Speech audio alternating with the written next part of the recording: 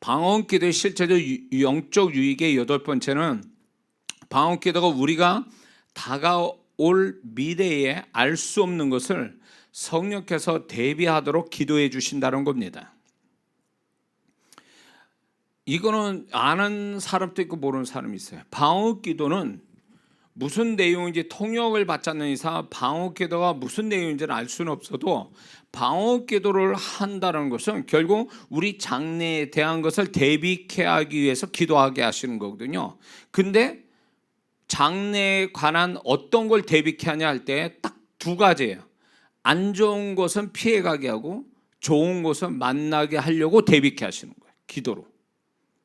자, 이해가 되시죠? 안 좋은 것, 장래 내 모든 걸 아시는 하나님 성령께서 안 좋은 건 피해가게, 좋은 것은 만나게, 이렇게 이거를 하기 위해서 방언기도를 하게 하신다는 겁니다.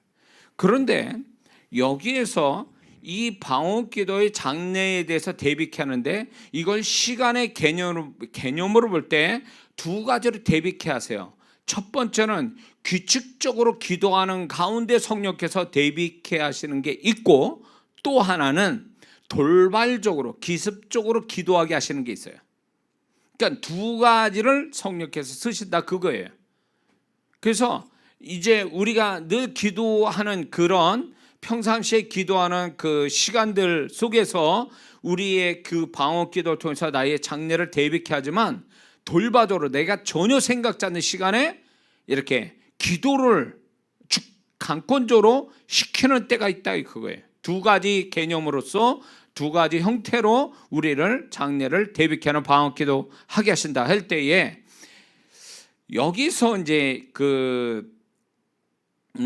여기서 우리가 이제 깨달아야 될 게 뭐냐면 돌발적으로 기도를 성령께서 시킬 때에 부정적 내용이면, 그게 돌발적으로 기도시킬 때 부정적 내용이면 어떤 걸 먼저 주시냐면 그 부담, 근심, 두려움, 걱정, 불안한 마음을 우리 안에서 일으켜요.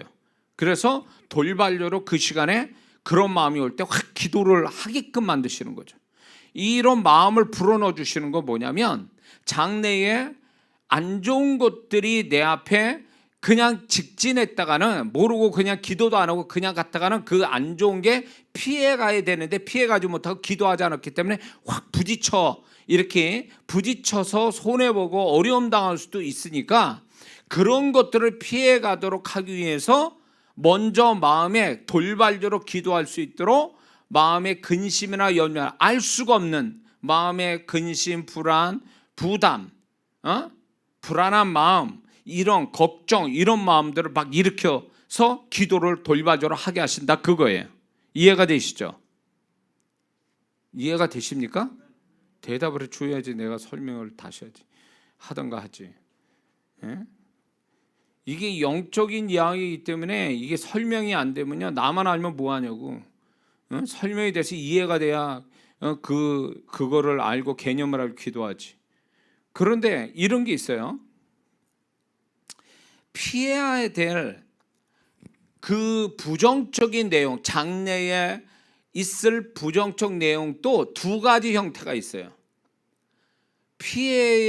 피해가게 하시기 위한 부정적 내용이 있고, 피할 수 없어서 부딪혀 가야 되는 부정적 내용 두 가지가 있어요. 두 가지 형태가 있어요. 그래서 이 두 가지 형태인데 피하게 하시기 위해서 미리 부정적 마음을 불어넣어서 알 수는 없지만 기도를 해서 그걸 피해가게 하시는 것도 있지만, 피할 수 없는 부정적 내용에 있어서는 미리 기도시켜가지고 그 부딪혀갈 때 덜 손해보고 덜 고통받고 그런 마음에서 뚫고 나갈 수 있는 힘, 지혜, 능력을 소유케 하기 위해서 미리 기도시키는 게 있다는 거예요. 이해가 되시죠? 그래서 부정적 내용, 장래에 대한 부정적 내용도 피해 가기 위해서 미리 기도하는 것도 있지만 부딪혀 갈 수 있는 힘과 능력과 지혜를 주기 위해서 부정적 내용을 기도로 시키는 게 있다 그 얘기예요. 그래서 여기서 중요한 거는 피해가든 부딪혀가게 만드시든 간에 방언 기도를 충분히 하지 않으면 손해를 본다는 거예요. 방언 기도를 먼저 하지 않으면 부정적 내용에 피해갈 거로 부딪혀가거나 또 부딪혀가게끔 하나님이 설정해 놓은 곳에 미리 방언 기도를 안 하면 이 부정적인 것을 부딪혀 가긴 가는데 생고생 엄청난 고생과 손해와 고통과 이런 거를 다 겪고 지나간다는 거예요. 방언 기도를 하면 덜 경험하고 지나쳐 심 안 들이고 갈 수도 있는데 방언 기도를 안 한 바람에 그거 액면 그대로 이게 100의 지수로 강도가 나한테 부딪혀가는 강도라면 방언 기도하면 그게 50으로 줄 수도 있고 30으로 될 수도 있는데 이게 방언 기도를 안 하면 100으로 그냥 전부 다 감당하고 간다 그 얘기예요. 그래서 방언 기도를 먼저 하게 하신다. 부정적 내용에 대해서는 미리미리. 그래서 방언 기도가 장래일에 대비케 하신다. 자, 근데 이제 이런 게 있습니다. 반드시 만나줘야 될 긍정적 내용이 있습니다. 반드시 만나서 이 사람한테 축복이 될 그 기도 내용을 하나님이 설정해 놓고 이 사람에게 돌발적으로 기도시킬 때가 있어요. 그러면 그 돌발적으로 기도시킬 때 어떤 감정을 일으키냐면 알 수는 없는데 굉장히 밝고 긍정적인 의욕을 막 일으켜 세워요. 뭔가 좋은 일도 안 일어나는데 곧 좋은 일이 생길 것 같은 그런 마음과 그런 의욕이 확 이렇게 생기거나 또 소망이 갑자기 어떤 부분에 소망을 갖게 되거나 설렘이 오거나 기분 좋은 생각이 자꾸 이렇게 갖게 된다면 이 부분은 뭐냐면 성령께서 네 장래에 내가 축복을 만나도록 이끌어 가려는데 이거를 만날 수 있도록 지금 이 시점에서 만나기 직전에 네가 방언 기도를 하면 만나질 거다 라는 마음에서 그 사인을 먼저 마음에다 주시는 거예요. 긍정적인 사인들을.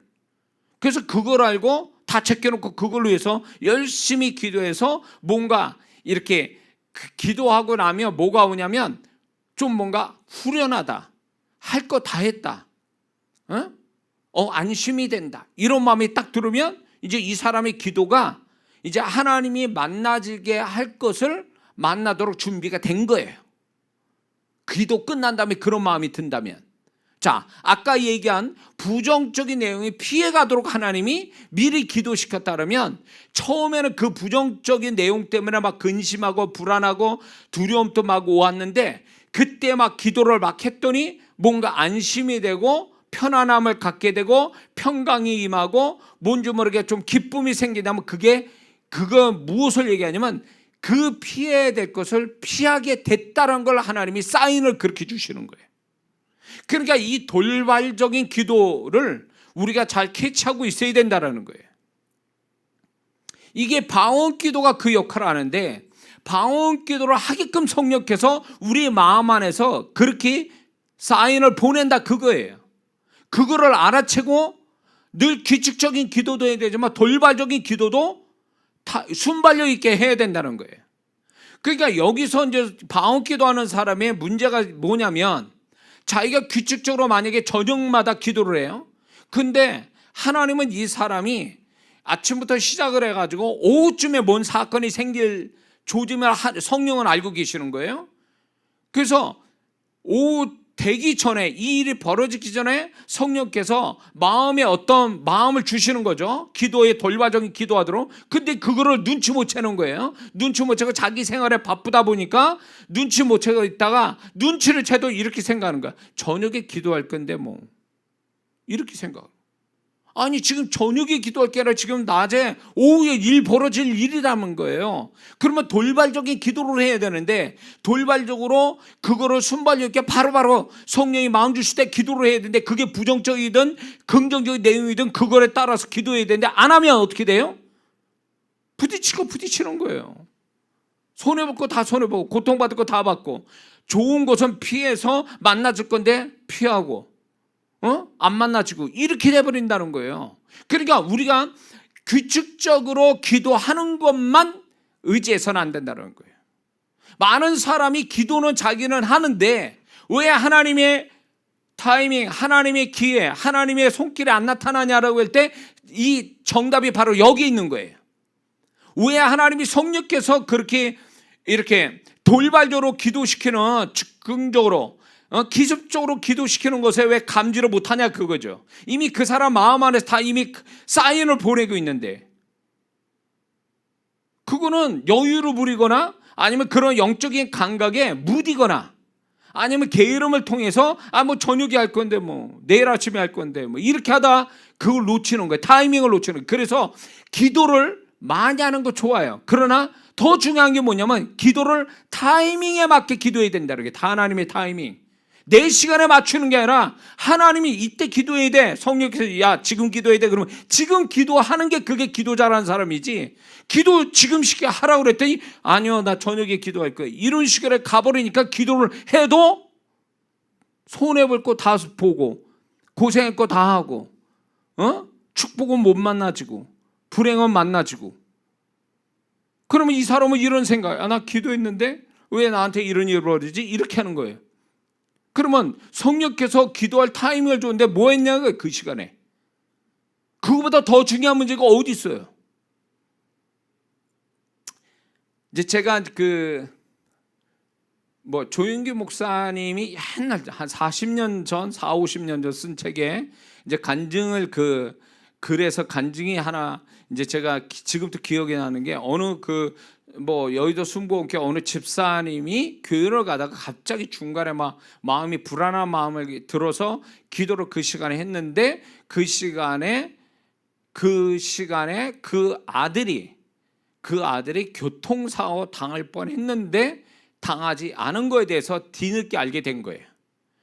근데 그 아들이 교통사고 당할 뻔했던 그 시간을 보니까 이 집사님이 기도하는 시간, 돌발적으로 교회 가다가 기도할 시점이었다라는 거예요.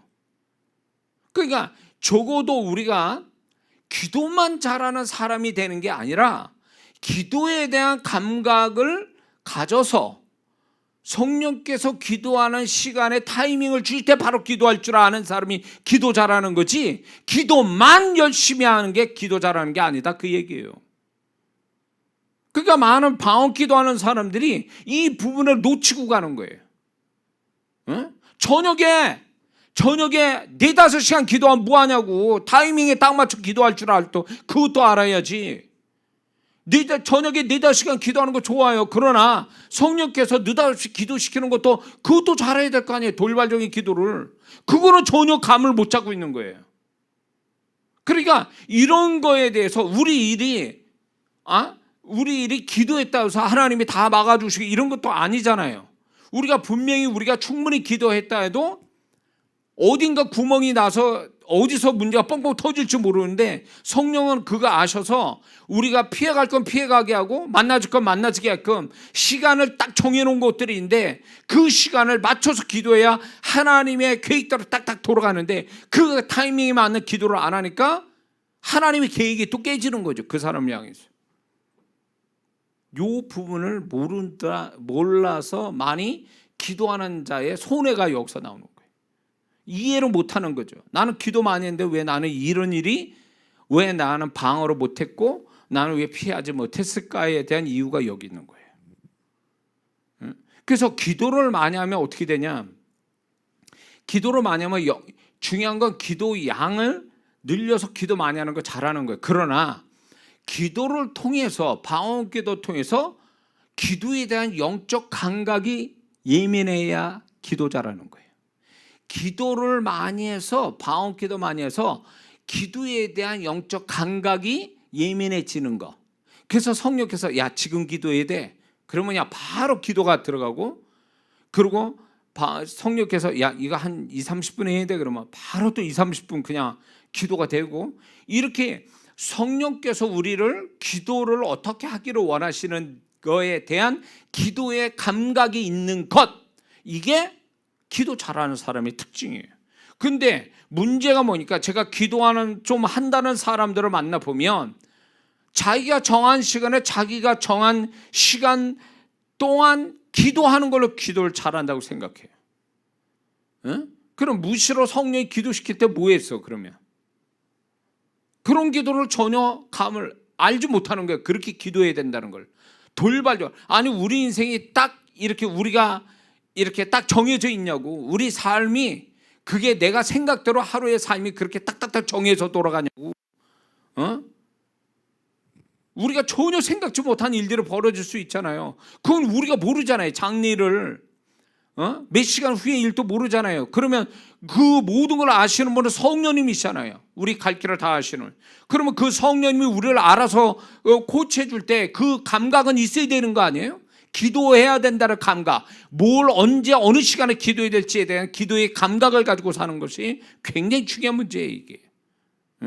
그래서 기도 많이 하는 사람이 기도 많이 해도 기도의 축복이 충분하지 못한 이유는, 그리고 기도를 많이 했는데도 불구하고 문제가 많이 생기고 손해보고 어려움을 겪는 그 이유가 바로 여기 있는 거예요. 그분이 기도 시킬 때 기도를 하지 않아서 그러는 거예요. 이해가 되시죠? 이거 하나 설명한 대로 참 힘드네. 자, 그 다음에 9번째, 방언기도의 실체도 0.6의 9번째는요, 방언기도는 성령께서 내가 말하고자 하는 것을 통제하여 성령께서 말씀하시는 것이기에 평소에 생각하여 한국말을 할 때 혀가 제어되고 통제가 되는 경우가 많습니다. 그러니까 그래서 이제 자신이 생각에는 있는데 말이 잘 안 나오는 경우가 있어요. 이렇게 방언기도 많이 하다 보니까 성령께서 내 혀를 통제하는 바람에 생각은 이렇게 말해야지 하는데 혀가 바로 그렇게 말이 안 나오는 경우가 있다는 거죠. 그래서 이거는 방언기도를 많이 하는 사람한테 나타나는 현상이거든요. 그러니까 적당히 한 사람한테 이런 경험이 없어요, 이런 사람은요. 근데 방언기도를 많이 하는 사람은요, 혀가 이 통제를 받으니까 야고보서의 말씀처럼 이건 쉬지 않는 악이요, 통제하는 것이 아무것도 없는데 우리 인간 스스로는 이 혀를 통제할 수 없는데 혀를 통제하는 게 성령님이시거든요. 그게 방언기도예요. 방언기도를 많이 하면 자기 평소의 생각에서 이런 말을 해야지라고 하지만 실제로는 그 말이 나오질 않고 반대, 오히려 성령께서 원하는 말을 툭 던지게 돼 있어요. 그러니까 자기도 말해놓고 자기가 놀래. 왜? 나는 평소에 이런 말하는 사람이 아닌데 자기도 모르게 그 말이 툭 튀어나오는 거예요. 이 정도가 될 정도면 방언기도 엄청 많이 한 거죠. 이 정도만 되면 우리가 사실 우리의 축복에, 우리의 그 불행과 손해의 모든 그런 것들의 50%는 사실은 언어에서 오는 경우가 많거든요. 우리의 쏟아낸 잘못된 언어가 그 열매를 내가 먹는 수가 많아요. 결국 보면 언어가 한 역할을 했단 말이에요. 나의 손해나 불행이나 괴로움이나 고통과 이런 것들의 그 근원지를 보면 언어가 한 몫을 하고 있거든요. 그런데 이제 성령께서 방언기도를 통해서, 방언은 결국 자기 말하고 싶은 대로 말하는 게 아니잖아요. 성령이 말하시는 거를 하도록 놔두시니까 성령께서 혀를 잡아버리니까 한국말 할 때도 그게 통제가 된다, 그 얘기예요. 그래서 자기가 말하고 싶은 대로 다 말해지지 않아요. 방언기도 많은 사람은요. 왜? 혀가 통제되니까 생각에서는 말을 하는데 혓바닥에서는 그 말이 안 나오는 거죠. 그래서 혀가 통제가 돼서 그 사람이 정말 성령께서 야, 이 말을 해, 이 생각에서 이 말을 해, 그러면 그냥 바로 자기도 모르게 그 말이 툭툭툭 튀어나오는, 그게 이제 능력 언어가 되는 거죠. 그게 이제 능력 언어를 정말 쓰는 거죠. 능력 언어는 방언기도를 많이 한 사람이 혀가 통제돼서 성령이 말하는 것을 한국말 할 때도 혀가 통제받아서 그냥 성령이 말하는 말을 한국말로 툭툭툭 던지는 게 자기도 모르게. 그럴 때 이제 그게 이제 소위 말하면 이제 성령께 혀가 통제돼서 말을 한다, 이렇게 얘기하는 거죠. 제가 이제 설교할 때 그런 경우가 허다하게 많거든요. 제가 설교할 때 원고대로 설교한 적이 뭐 그렇게 많지 않아요. 준비를 엄청 많이 하는데 성령께서 또 주시는 메시지가 있는데 사실 뒤에 그 다음에 무슨 말을 할지도 모르고 저는 말을 막 하거든요. 다른 사람 볼 때 원고에 다 써놓고 애워서 하는 말인 것처럼 생각하지만 저는 이 설교가 어느 때는 성령이 말하게 하심으로 말을 해가지고 원고 없는, 전혀 없는, 원고에도 없는 설교를 2시간 이상씩 막 하는 경우가 허다하게 많거든요. 그 저는 말하면서 겁이 나는 거야. 다음 말 무슨 말을 해야 될지. 근데도 성령은 그 다음 말을 주셔서 또 말을 하게 하시고, 근데 그 말이 많은 듣는 성도들이 자기가 듣고 싶은, 평소에 듣고 싶어하는 주님의 음성이고, 그게 본인의 어떤 치유가 되거나 회복과 소망을 주는 말씀이 되고 또 축복하는 메시지가 되고, 이런 것들은 결국 뭐냐면 성령께서 우리가 쓸데없는 말을 내뱉게 하는 것이 아니라 방언기도를 통해서 혀가 통제돼서 성령이 말하는, 성령이 말하고 싶은 거를 한국말을 또 그렇게 하게 만들어버리는 거예요. 그러니 이 혀가 성령에 의해서 통제돼서 한국말도 그렇게 할 정도면 이 사람은 굉장히 언어의 통제와 축복을 받고 있는 사람이죠.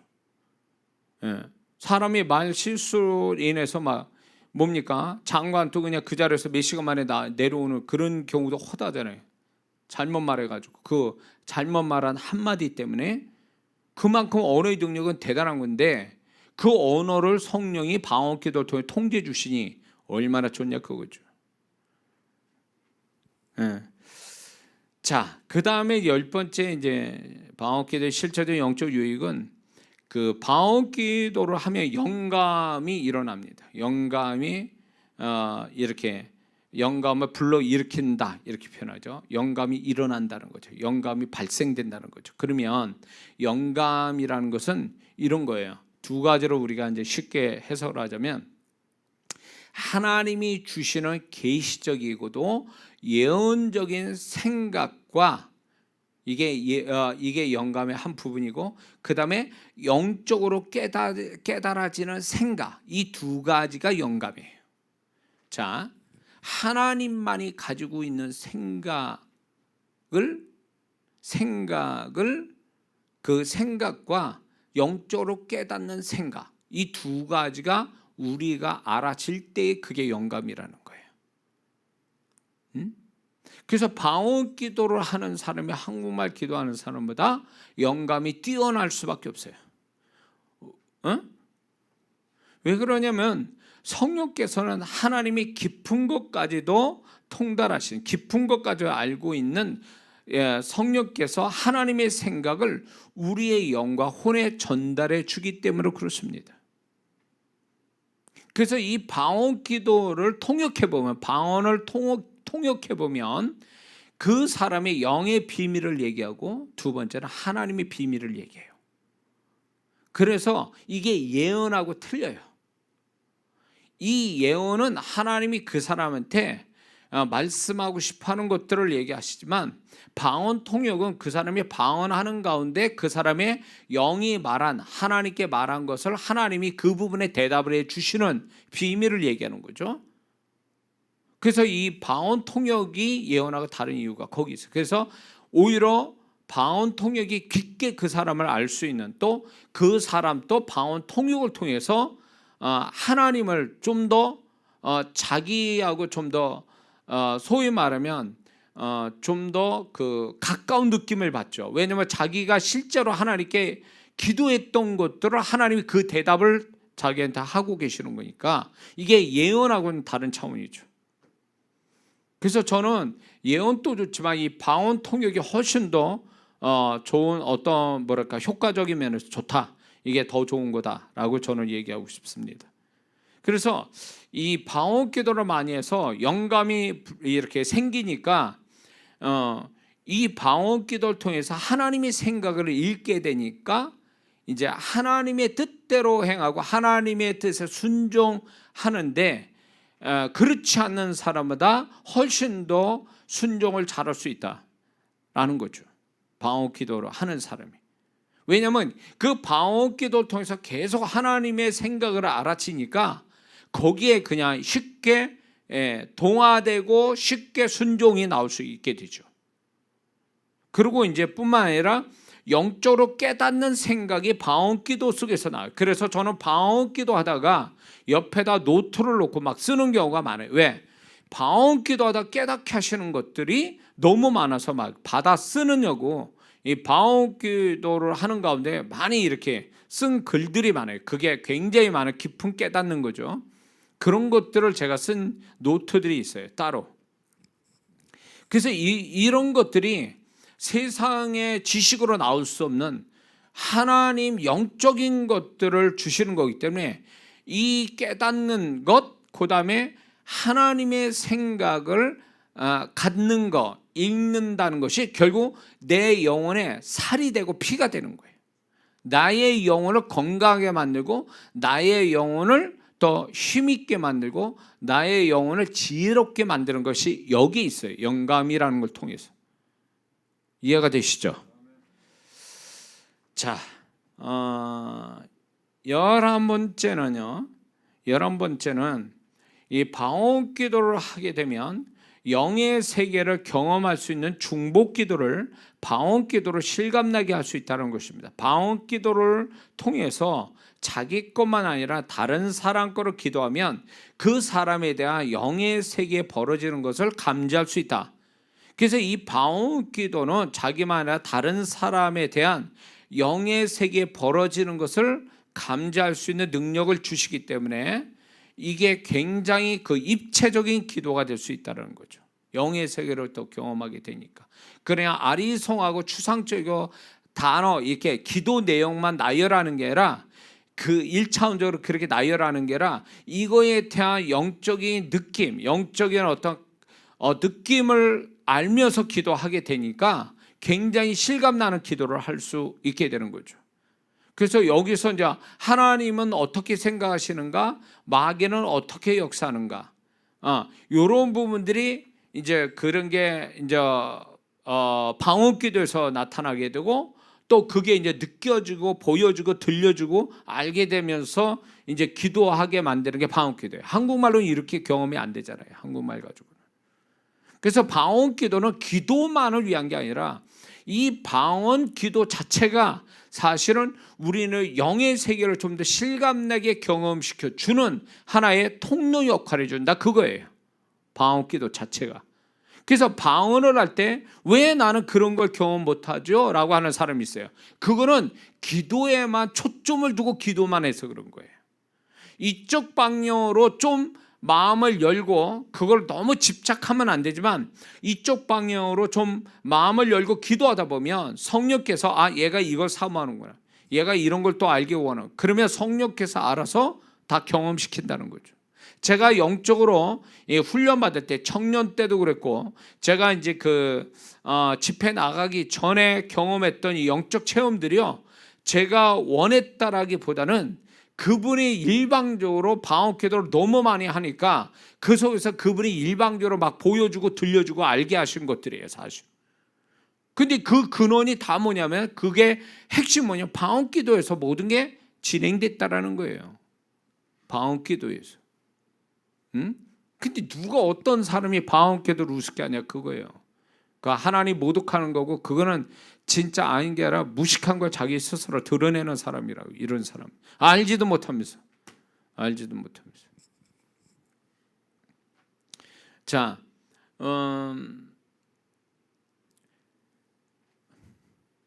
그래서 이게 있습니다.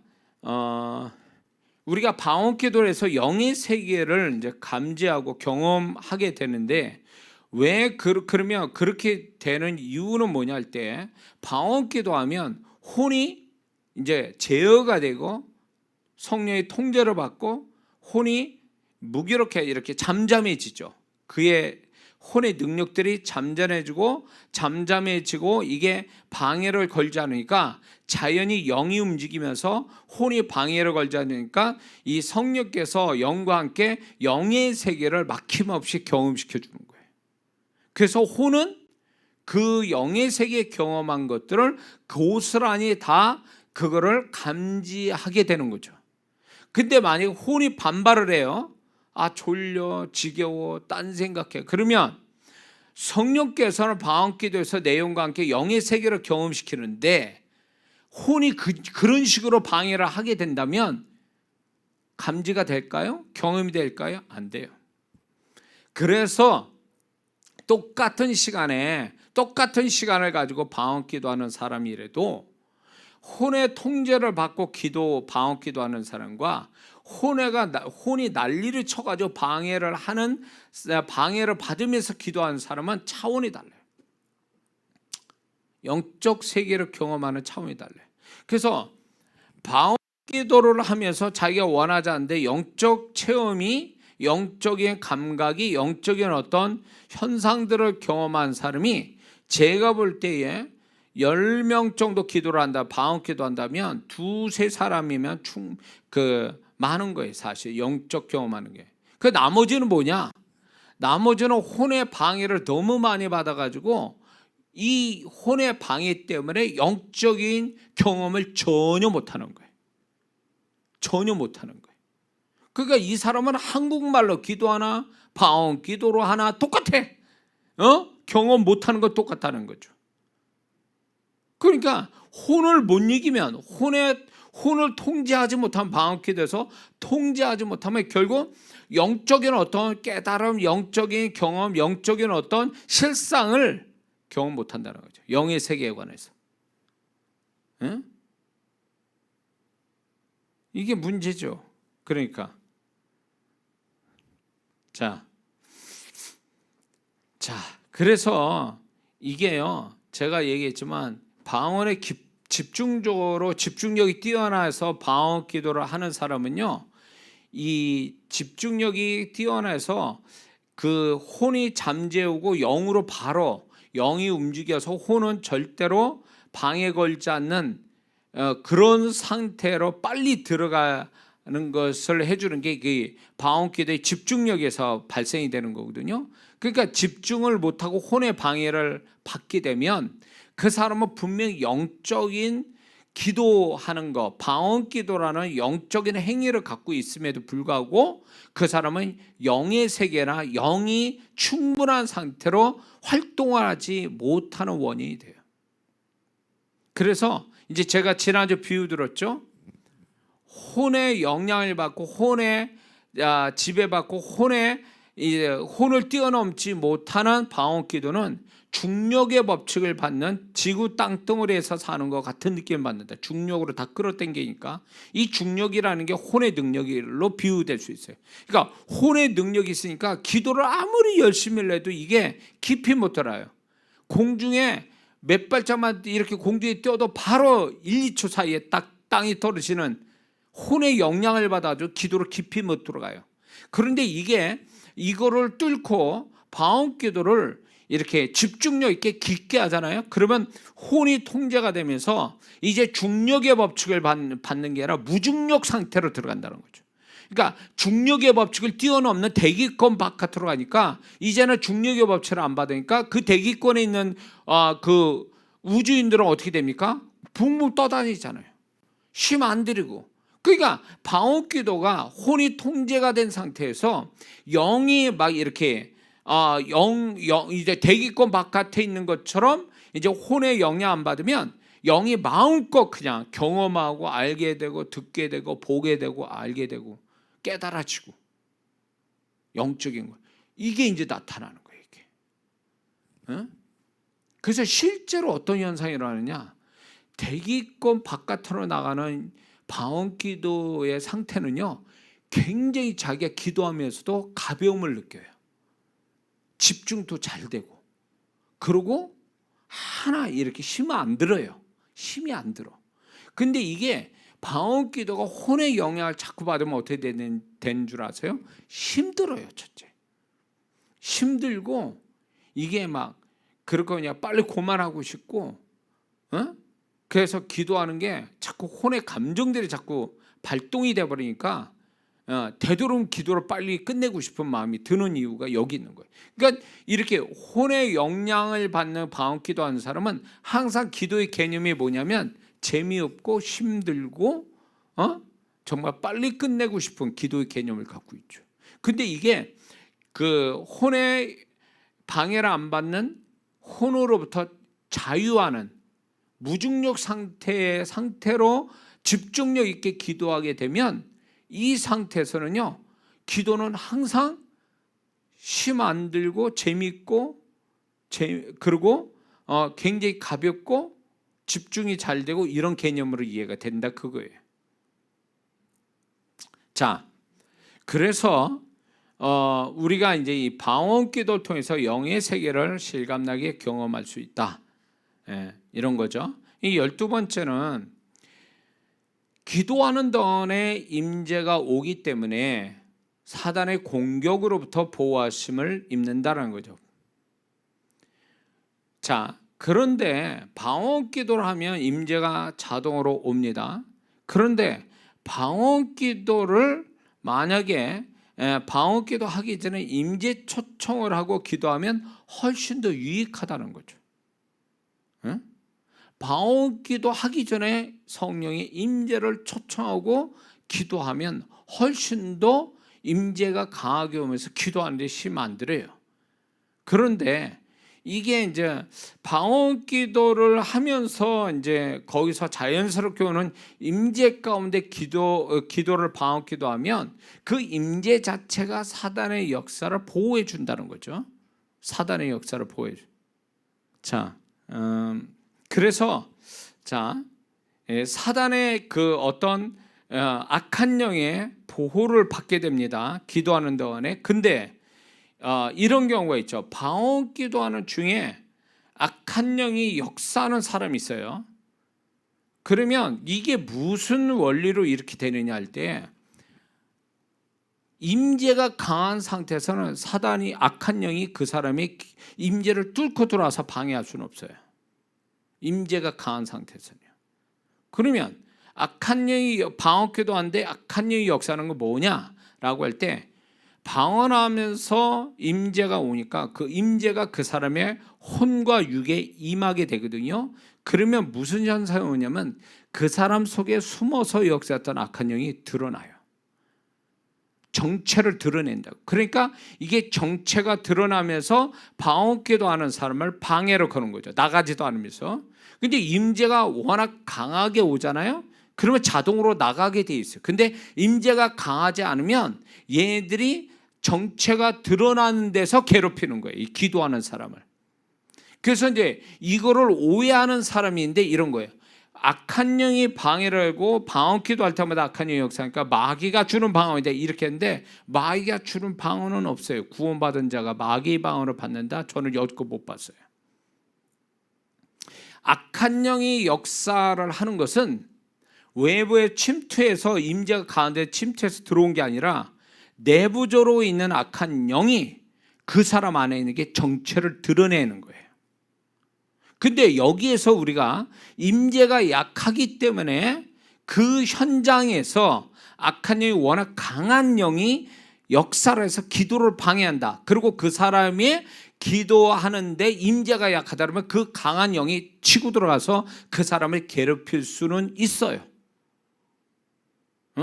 그럴 수는 있어요. 항상 그런 건 아닌데, 그래서 기도할 때에 현장을 잘 선택해야 돼요.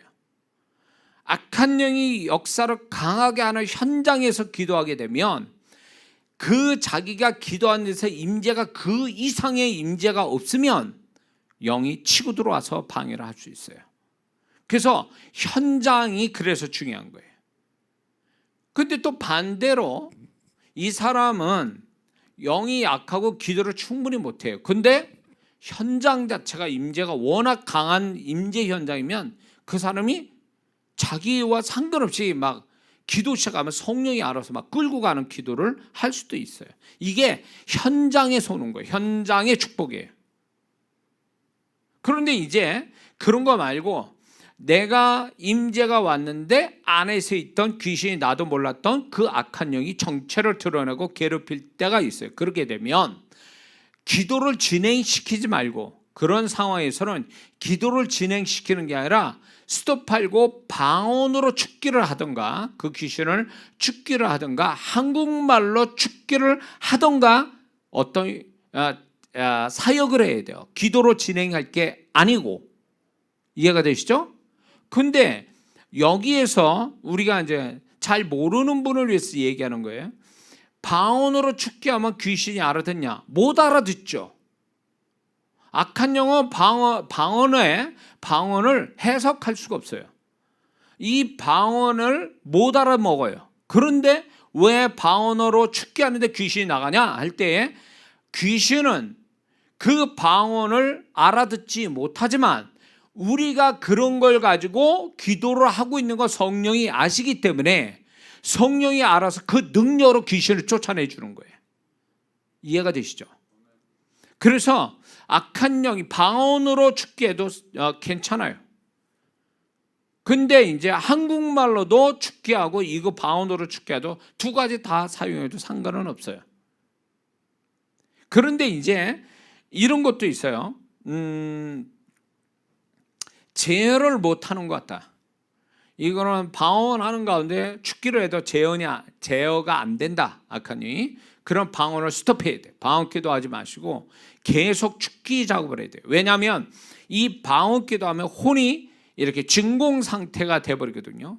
그러니까 혼이 작동을 못한다. 그 혼이 작동되지 않는 그 영역 안에 귀신이 역사하는 거거든요. 그러니까 방언 기도를 멈춰야 돼요. 의식을 가지고 한국말로 기도하고 의식을 가지고 죽기를 해야 돼요. 그래야 악한 영이 떠나가는 거예요. 그래서 이렇게 해서 두려워할 건 하나도 없어요. 왜냐? 임재가 오므로 인해서 악한 영이 정체가 드러났다면 이제 이 정체를 드러내는 것이 결국은 뭐냐면 나갈 준비를 하고 있는 거기 때문에 겁낼 건 없어요. 그래서 예수의 이름으로 나가라고 하는 것이 이제 좋다는 거죠. 그러니까 방언기도 통해서 축기 현상이 일어나죠. 자동 사역에 5가지 있다고 얘기했죠. 그 중에 하나가 축기잖아요. 알아서 성령께서 안에 있는 귀신을 밝혀내서 떠나보내게 하는 거. 이게 이제 방언기도의 능력 아니에요? 축복이고. 그러니까 그런 걸 두려워하면 안 돼요. 그렇게 해서 악한 영이 나간다. 이해가 되시죠? 자, 한 3가지만 더 하고 마칠게요.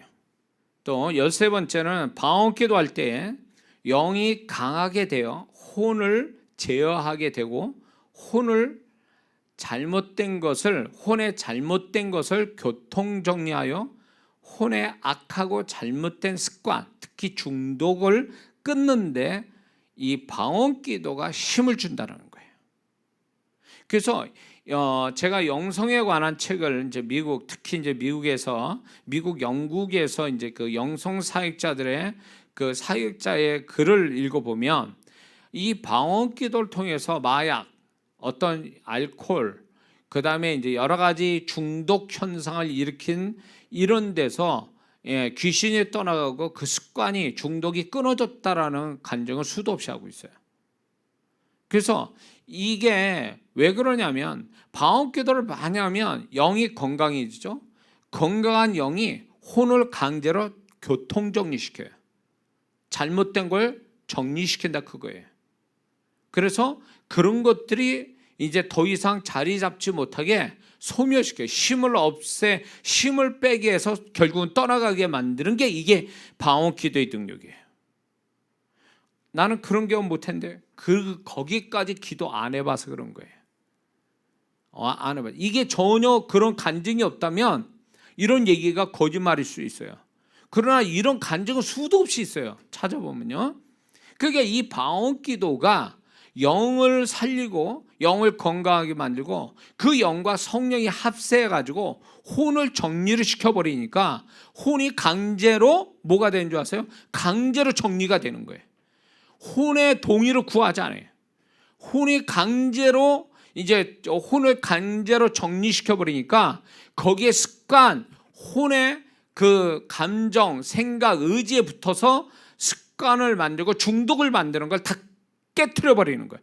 그리고 그 습관과 중독 속에 귀신이 들어가 있는 것들을 다 소멸시켜버리는 거죠. 없애버리는 거예요. 이게 혼의 동의 없이 해버리는 거예요. 그래서 방언기도가 그만큼 좋다는 거죠. 이해가 되시죠? 그래서 끊어지지 않는 것, 습관이나 악한 습관이나 성품이나 이런 중독이 안 끊어지는 건요, 방언기도의 양이 모자라고 임재가 충분하지 못하기 때문에 일어나는 현상이에요. 될 수 있단 말이에요. 영이 혼을 이긴단 말이에요. 근데 혼을 못 이기는 건 영이 약해서 성령께서는 지는 게 아니에요. 영이 건강한 그 건강한 만큼 성령께서 영과 더불어 혼을 정리시켜 주는데 영이 약해 버리잖아요. 그러면 성령이 독단적으로 이 혼을 정리시킬 수가 없어요. 이 중요한 법칙이에요. 그래서 성령님 알아서 해주시면 되는 거 아닙니까? 자, 보세요. 그거를 이해되기 위해서 구원을 받을 때 그러니까 전도할 때 이 사람이 마음을 열고 예수 믿겠다라는 자기의 인격적 동의가 돼야 성령이 역사에서 예수를 주라 시인하게 만드는 거 아니에요? 근데 만약에 이 사람이 인격적 동의를 안 해요.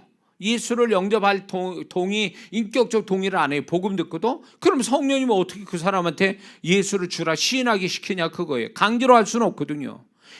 그 사람이 인격적 동의가 있어야만 비로소 성령 역사가 뒤따라가는 건데 이런 거와 똑같은 원리예요. 영이 건강해야 건강한 만큼 성령이 영과 함께 역사해서 혼을 정리시켜 주는데 영이 약한데 혼은 강하고 영이 약해. 그러면 성령이 어떻게 역사하냐 그거예요. 못 하시는 거죠, 자연히. 응? 뭔 말인지 이해가 되시죠? 그래서 우리의 선한 싸움은 어디서부터 시작되는 줄 아세요? 자신의 영과 혼의 싸움이 선한 싸움이 시작이에요. 응? 이게 최초의 싸움이라고요. 영적 싸움. 영이 이길 거냐 혼이 이길 거냐. 이게 믿는 자의 선한 싸움의 시발점이에요. 여기서부터 이겨야 그 다음을 이기거든요. 그 다음을 이겨요. 우리는 흔히 영과 혼의 싸움을 육신과의 싸움이다 이렇게 표현하고 있는 거죠. 그래서 자신의 영으로 혼을 이기면요 나머지 다 이기게 돼 있어요. 세상도 이기고 죄도 이기고 마귀도 이길 수 있는 능력이 생겨요. 하나만 이기면 나머지 세 개는 다 이겨요. 근데 하나를 못 이기니까 나머지 세 개를 또 못 이기는 거죠. 그래서 우리가 이 선한 싸움, 이 영적 선한 싸움에서 방언 기도가 절대적으로 우리한테 굉장히 필요하다는 거죠. 이 싸움에서 이기는 가장 중요한 게 방언 기도예요. 방언 기도를 통해서 영이 건강하고 힘이 있어야 그 힘의 정도만큼 성령이 또 도와주시니까 혼을 통제하는 거지. 이게 영이 약해버리면 혼은 예를 들어서 혼의 힘의 강도가 100이에요. 근데 그 사람의 영의 강도는 50밖에 안 돼. 그러면 성령께서 어쩔 수 없이 그 영의 50밖에 안 되는 힘의 정도에 성령께서 도우실 수가 없어요. 그것밖에 안 돼요. 그러면 혼은 100으로 역사하는데 영은 50밖에 역사를 못하니 혼을 못 이기는 거죠. 혼을 강제로 정리를 시킬 수가 있으려면 어떻게 되냐? 내 영이 100 이상은 돼야 돼. 혼의 강도보다 좀 더 세야 돼. 그래야 성령께서 합세해서 이기는 거죠. 그러니까 사람이 방언 기도해도 안 변해. 왜 그럴까요? 영이 강해야 혼을 이기는데 혼을 이겨본 영의 기도가 없다 그 얘기지. 혼을 이길 만큼의 방언 기도를 안 해봤으니 그 사람이 안 변하는 거예요. 안 변하는 거라고. 응? 이해가 되십니까? 재밌습니까? 그렇죠? 이게 경험되지 않고는 설명을 못해 이거. 그래서 분명히 이거를 어느 분은 또 가서 이렇게 사용하실지도 몰라요. 그러니까 저는 뭘 어떻게 쓰든 상관없어요. 정말 이걸 어느 사역자분이 제 걸 가지고 강의를 해도 상관은 없어요. 영혼들이 바로만 쓴다면. 근데요, 이게 쉽지 않은 게 뭔지 아세요? 이걸 갖다 쓰는 사역자분이 저 같은 경험을 해서 확신이 되면 이걸 가르칠 때 힘이 있을 거예요. 근데 본인은 경험이 안 됐어. 내 거 가지고 지식적으로 한다면 그게 그만큼 전달은 안 될 수도 있다라는 거죠. 제가 저의 이 방언에 관한 이야기를 사실은 이 방언 때문에 구독자분이 11,500명이 지금 돼가고 있는데 그분들이 제가 주님으로부터 받은 거 선하게 잘 쓰시면 그것만큼 좋은 게 없어요. 그러나 본인이 경험한 걸로 얘기하시면 안 돼요. 제가 한 것을 이렇게 출처를 밝히고 하시면 좋겠다는 생각이 듭니다. 거짓말 없이. 그러면 저는 그러면 저는 아무 얘기 그분한테 오히려 고맙게 생각할게요. 왜냐하면 제가 미처 상대하지 못한 영혼들이 있을 거니까 그 영혼들을 잘 가르치기 위해서 제 거를 쓰신다면 문제는 없어요. 그러나 다만 이제 출처를 밝혀주시면 고맙겠다라는 게 제 바람이에요. 그래서 얼마든지 쓰셔도 상관은 없습니다. 자, 그 다음에 이제 14번째, 두 가지 남았습니다. 14번째는 방언 기도할 때 성령께서 임재 속에서 균형 잡힌 인격을 형성하는 데 도움을 준다는 것입니다. 방언 기도가. 그래서 이 방언 기도라면 임재가 오지 않습니까? 임재라는 건 결국 하나님이 덮는 거거든요. 그 사람을. 그러면 결국 그 하나님의 임재 속에 하나님의 성품이 작용을 하는 거예요. 그래서 임재가 강할수록 하나님 성품이 그 사람한테 들어가서 역사를 하니까 자연히 그 사람 인격도 조정이 되겠죠.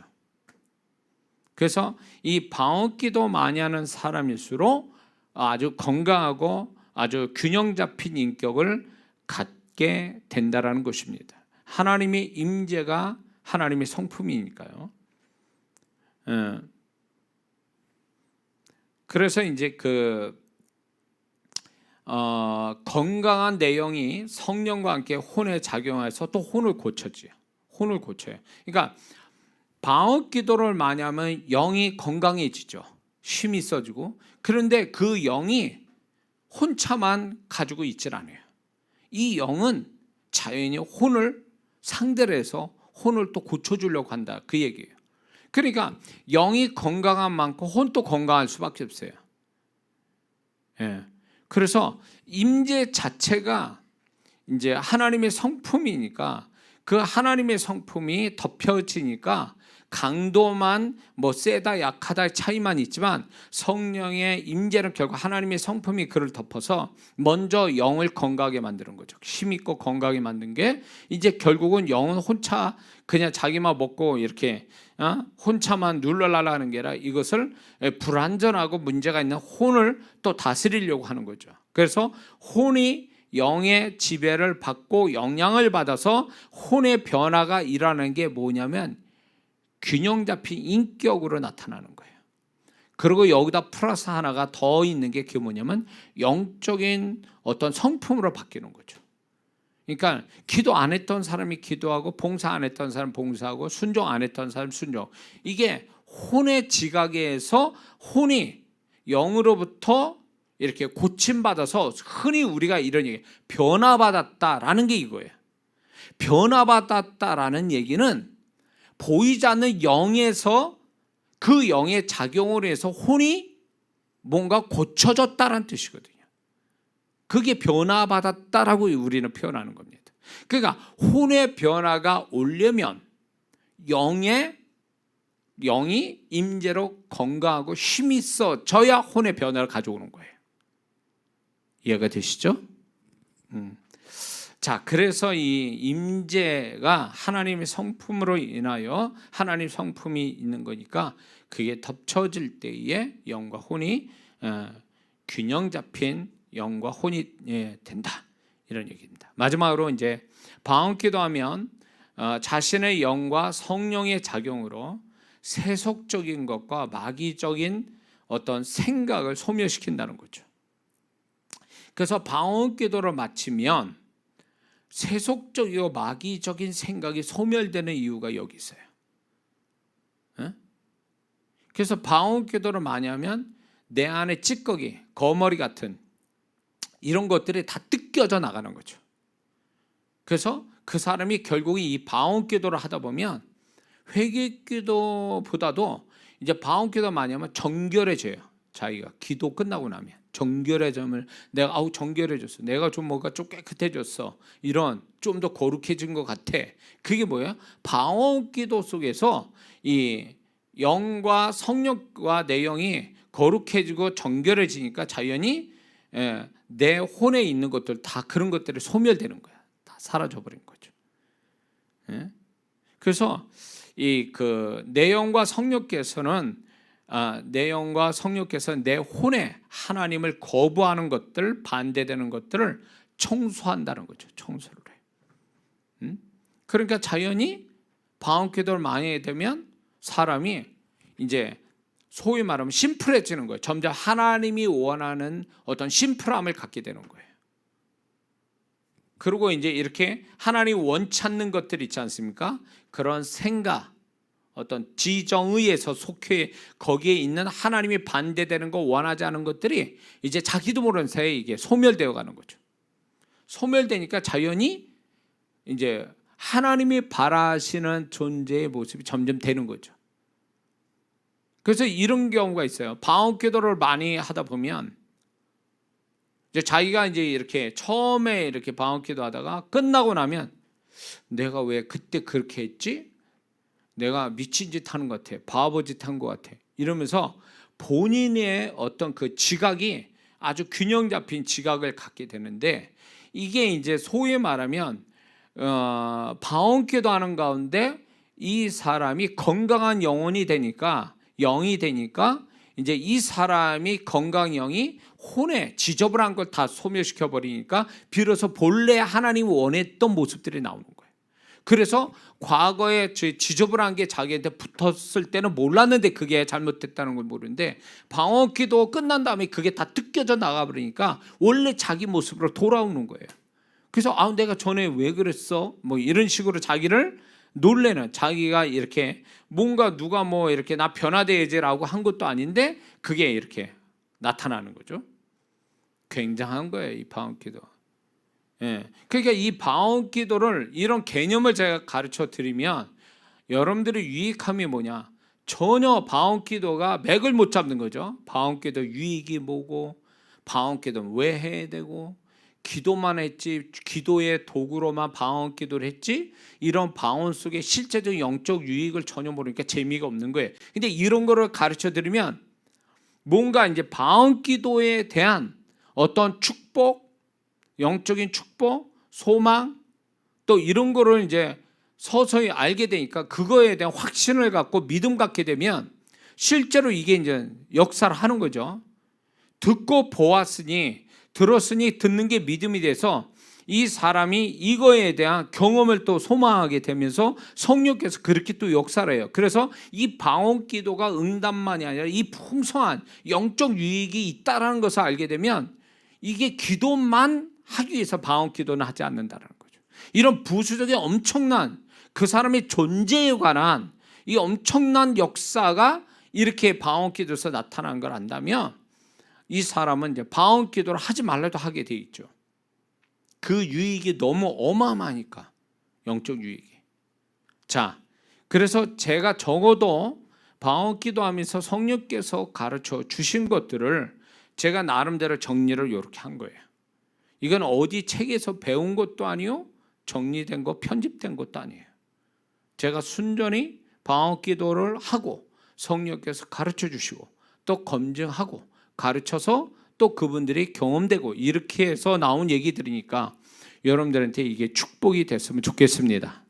그래서 방언기도가 얼마나 이게 귀한지를 하나님께 다시 한번 감사하고 방언기도의 능력을, 영적 유익을 더 풍성히 경험하시길 주의 이름으로 축원합니다. 기도하겠습니다.